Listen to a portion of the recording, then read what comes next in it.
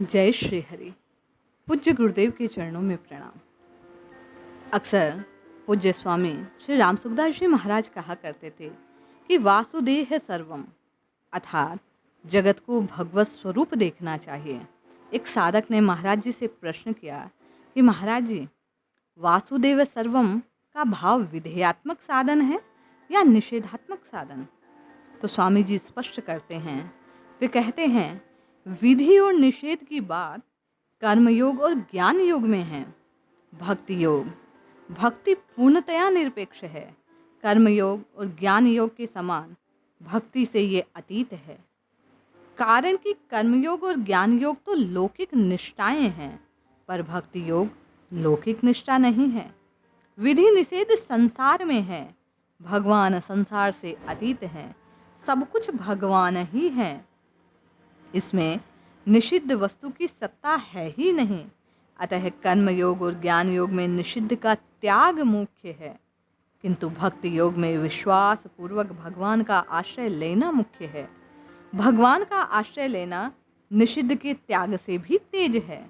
आश्रय लेने का तात्पर्य है सब कुछ भगवान ही है, ऐसा दृढ़ता से मानकर मैं और मेरा दोनों का भगवान में लीन कर देना। सब कुछ परमात्मा ही है, इस बात को सीख लेना या अनुभव कर लेना, इनमें क्या भेद है? एक साधक ने प्रश्न किया। सीखने पर मनुष्य सब कुछ परमात्मा ही है इस बात को याद कर लेगा, इसका ठीक तरह से वर्णन कर देगा, इस विषय पर पुस्तक लिख देगा, व्याख्यान दे देगा, पर उसके भीतर जगत की सत्ता रहेगी। किंतु अनुभव होने पर उसकी परमात्म तत्व में समान स्थिति हो जाएगी। तात्पर्य है, सीखने में जगत की सत्ता रहती है और अनुभव करने में जगत की स्वतंत्र सत्ता नहीं रहती। प्रत्युत सब समय सब जगह एक परमात्मा का ही दर्शन होता है। सब कुछ भगवान ही है।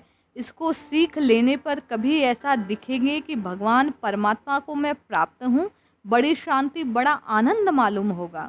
किंतु कभी ये मान्यता ढीली पड़ेगी, जगत की सत्ता सामने आ जाएगी, विकार घेरने लगेंगे, शांति कहीं खोने लगेगी।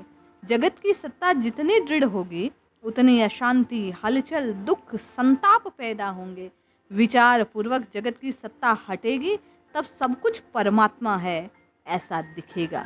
परंतु जब सब कुछ परमात्मा ही है ये अनुभव हो जाए भाई, तो इसमें बड़ा फर्क पड़ेगा, क्योंकि कारण भगवान जगत नहीं है। साधक फिर प्रश्न करता है महाराज जी से कि महाराज, सब कुछ भगवान ही है, ये करण सापेक्ष है या करण निरपेक्ष है? महाराज जी कहते हैं, भाई ये करण निरपेक्ष है।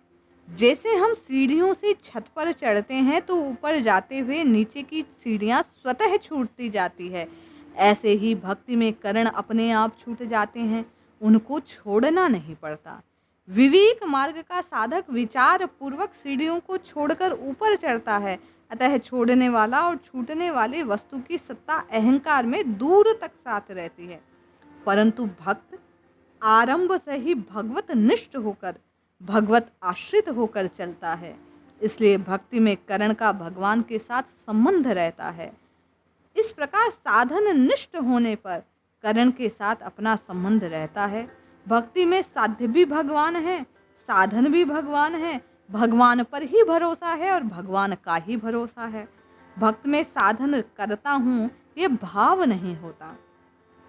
जब भाव नहीं होता तो भगवान की कृपा से साधन हो रहा है, अर्थात भगवान ही करवा रहे हैं, मैं कुछ नहीं करता। करी गोपाल की सब होई, सब कुछ गोपाल ही करने वाले हैं। इसलिए भक्त के कर्तव्य नहीं रहते, भक्त की कामनाएं नहीं रहती, भक्त का कुछ नहीं रहता। उसके लिए सिर्फ भगवान ही भगवान है, बस यही चिंतन चलता रहता है। वह भगवान का है, भगवान उसके हैं, सब कुछ भगवानमय है, भगवान में ही लीन है। उसकी ये सत्ता बन जाती है, उसकी ये धारणा बन जाती है, उसको ये अनुभूत होने लगता है। और जब द्वैत समाप्त हो जाते हैं तो भगवान ही भगवान शेष रह जाते हैं। इसलिए सदैव और सदैव वासुदेव सर्वम, सब कुछ भगवान ही है, ये मानकर निष्ठापूर्वक भगवान के आश्रित बन जाओ, भगवान के हो जाओ। यही परमानंद का, यही प्राप्ति का साधन है। जय श्री हरि।